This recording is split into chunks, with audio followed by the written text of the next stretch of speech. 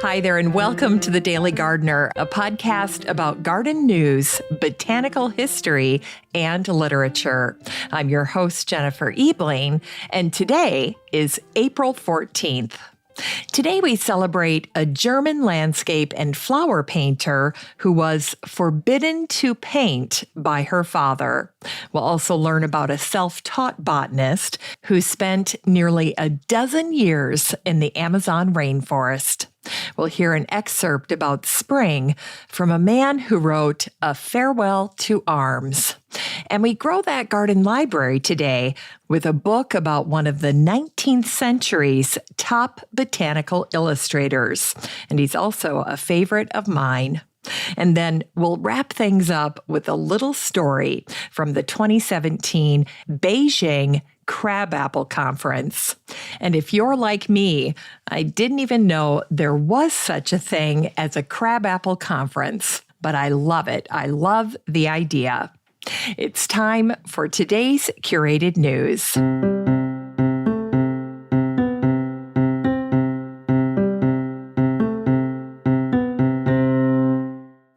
Today's curated news is an article that was recently posted by my friend Pam Pennick, the garden blogger, over at her website called Digging. And Pam's post is titled, My Trees, Alive, Dead, or In Between, Evaluating Plants 2 months after the Texas freeze.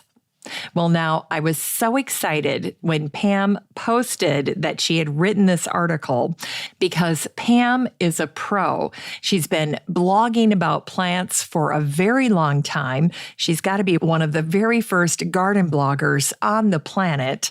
And if Pam was worried about her Austin trees, which ones were going to make it and which ones weren't, well, to me, that's just a good reminder that as gardeners, we have so much in common.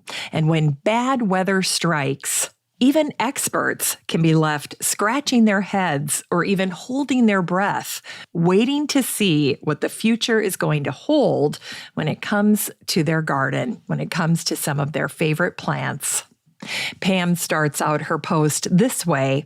It's been 2 months since the big freeze of mid-February, and my garden, which thankfully has many thrivers, is still revealing struggling survivors and dead as doornails. During these past 2 months, temperatures have ranged from a low of 5 degrees Fahrenheit to an unseasonable high of 92 degrees just a few days ago. And that's an 87-degree temperature swing. And then Pam writes, poor plants, but some have already proven their mettle. Now, in this post, Pam points out that in some cases, plants are just much more resilient than we give them credit for. But in addition, there are things like microclimates, which really can help protect plants that experience big temperature extremes. Then, of course, you have to factor in whether or not there's snow cover that can act as an insulator, whether or not the ground is quick draining, that can be absolutely essential, and whether or not the plant or tree is brand new or is firmly established in the garden. And I love what Pam wrote here. Now, bear in mind, Pam has probably been gardening for about as long as I have, so I will say probably 3 decades. And she writes this, all of which is to say that this was a highly unusual event, and even longtime gardeners don't necessarily know how certain species will respond, much less individual plants in varying conditions. And again, I share this little snippet with you to hopefully make you feel more confident in your own questioning about your garden. Do you know that there was a moment this year when I was speaking to a gardener who had shared with me that they had gardened for decades before they would even consider calling themselves a gardener? And that is such a common feeling. And the reason for that is actually quite simple. It's because gardening is a skill and it's something that you need to learn. And because the topic is so broad, it's situational, it's experiential. And to a certain extent, I think a lot of it has to do with how quickly your brain can process and retain information. There's so much about the garden, particular plants or trees, that's seasonal. It's information we need for the month of April. And then the whole rest of the year, we don't need that information anymore. And so our brains kind of tuck it away, and it can be hard to recall. And so if you have a garden friend that has exceptional memory and exceptional recall, you can feel that as a gardener, you just don't measure up. But that is just simply not the case. And so I share Pam's post today for a couple of different reasons. I want to highlight that this is a woman who has gardened for decades, and even she was, one, very worried about her garden, two, very uncertain about what was going to make it and what was not going to make it, and three, very surprised. In fact, some of the things she was certain would survive sadly did not. And then she had marvelous surprises where some of her plants and trees ended up being much more resilient than she ever dared hope.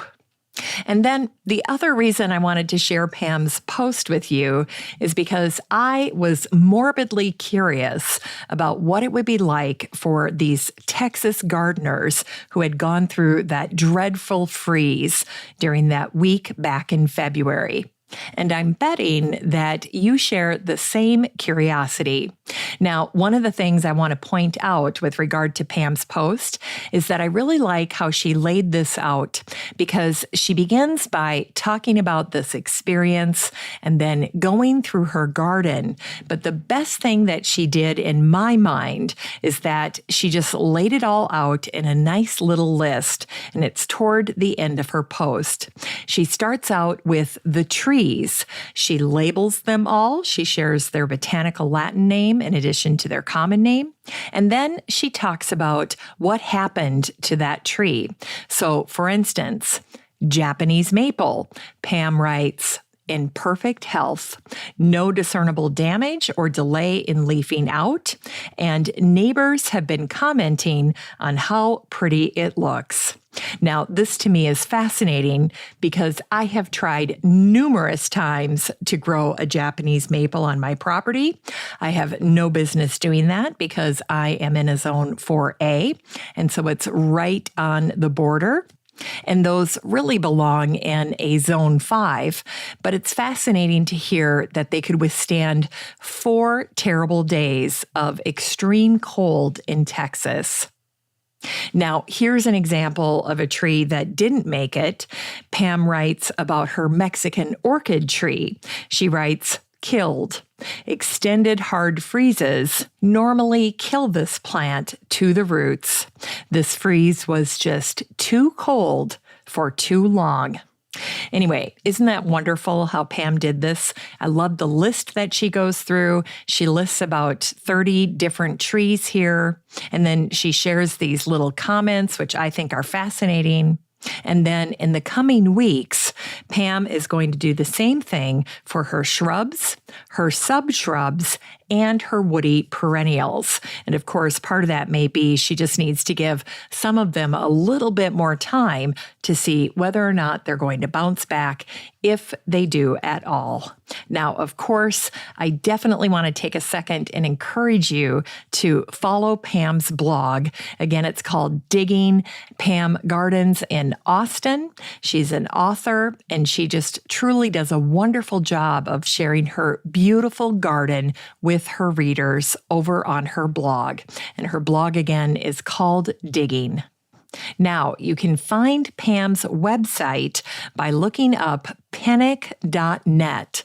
That's Pam's last name, or you can find it very easily by looking in the Facebook group for the show, for listeners of the podcast. Because to find this post, if you're in the group, all you're going to need to do is search for the word trees, and Pam's post will pop right up.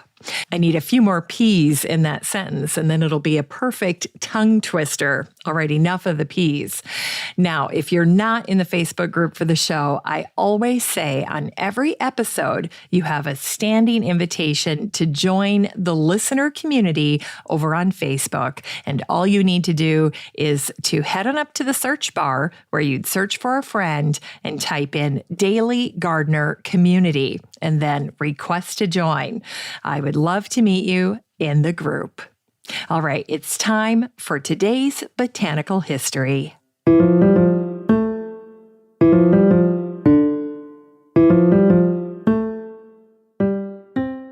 Here's botanical history for April 14th. Today is the birthday of the German landscape and flower painter Helena Kramer, who was born on this day, April 14th, in 1844. Helena and her sister Molly were both painters in Hamburg, Germany. Their father, César, had forbid both his girls to become painters. And so the two sisters didn't start painting until middle age. Helena was 38 when she first picked up a brush. Her primary subject was flowers. After studying with other artists and painters, both Helena and Molly exhibited their art around Germany, and they also showed some of their pieces at the 1883 World's Fair in Chicago. Most gardeners say that their favorite painting of Helena's is her work called Marsh Marigolds and Crown Imperials. And it is beautiful. When Helen died in 1916, she was 72 years old. Both she and her sister Molly are buried in Plot 27 of the Garten der Frauen, or the Garden of Women, at the Hamburg-Ohlsdorf Cemetery. And it was on this day, April 14th, in 2020, that the book A Naturalist in the Amazon, the Journals and Writings of Henry Walter Bates was published. Unlike many of his scientist friends and peers, Henry was entirely self-taught.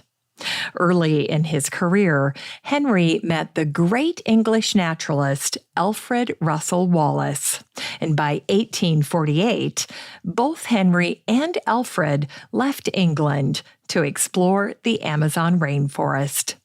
While Henry stayed in the rainforest for 11 years, Alfred returned to England after 4 years.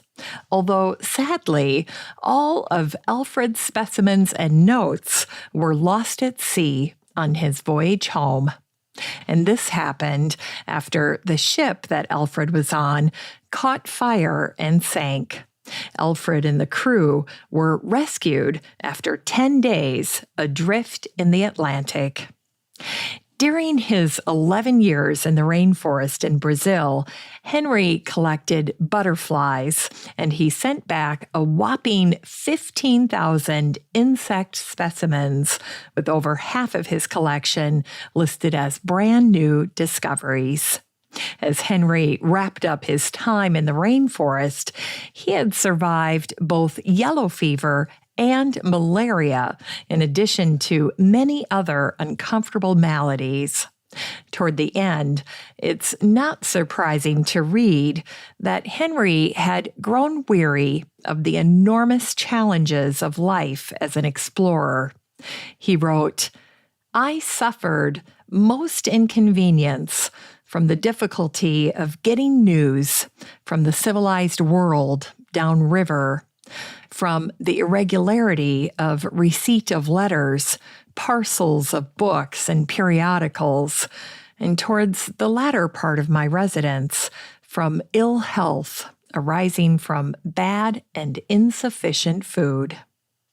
In the end, after a dozen years away from his family, friends, and civilization, Henry Bates, the great naturalist, could not ignore what had been building in his heart. He was lonely. He wrote, "I was obliged at last to come to the conclusion that the contemplation of nature alone is not sufficient to fill the human heart and mind." In 2014, Henry's Amazon notebooks were digitized, and they are now online to view from the Natural History Museum Library.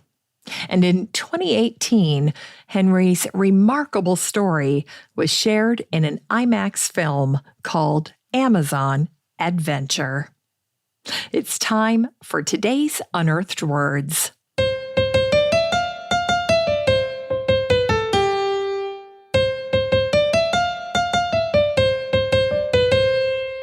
Today's Unearthed Words come to us from Ernest Hemingway. This is an excerpt from his book called A Movable Feast. And here is some of what he wrote about spring in this book. With so many trees in the city, you could see the spring coming each day until a night of warm wind would bring it suddenly in one morning. Sometimes the heavy, cold rains would beat it back so that it would seem that it would never come and that you were losing a season out of your life. This was the only truly sad time in Paris because it was unnatural. You expected to be sad in the fall. Part of you died each year when the leaves fell from the trees and their branches were bare against the wind and the cold, wintry light. But you knew there would always be the spring, as you knew the river would flow again after it was frozen. When the cold rains kept on and killed the spring, it was as though a young person had died for no reason. In those days, though, the spring always came, finally, but it was frightening that it had nearly failed.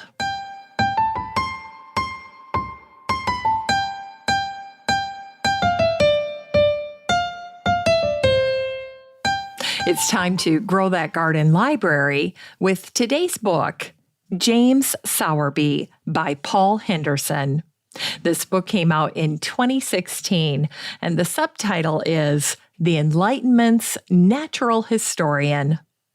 In this book, Paul Henderson introduces us to James Sowerby, arguably one of the best botanical illustrators during the mid-18th to mid-19th centuries. Now, one of the reasons that James was such a successful artist was no doubt due to his extremely high intellect. And James was also one of the period's most knowledgeable natural historians. And Paul introduces James to us this way. This book is the story of a remarkable man, unusual in his breadth of scientific interest, which he applied successfully, unusual in his desire to learn throughout his life and to impart his knowledge widely, unusual in going against the current practices by being his own researcher, writer, illustrator, teacher, publisher, and bookseller. Unusual in his considerable output of innovative, high-quality, and influential works, and unusual in becoming the patriarch of a successful line of natural historians. Well, I've talked about James numerous times on the podcast here. He teamed up with countless botanists during his lifetime, and his illustrations grace the pages of many of their books. As for James, his own masterpiece was called Sowerby's Botany. It was a detailed 36-volume reference on the plants of England. And naturally, the book included over 2,500 hand-colored illustrations. This book is 336 pages of a first-time biography of an incredible artist and scientist, James Sowerby. You can get a copy of James Sowerby by Paul Henderson and support the show using the Amazon link in today's show notes for around $40. And I just want to say that if you're interested at all in getting a copy of this book, you're going to want to act quickly. I bought my copy, and there are only a handful left. And then after that, copies go for over $1,000 a piece. And that's because this book is now out of print.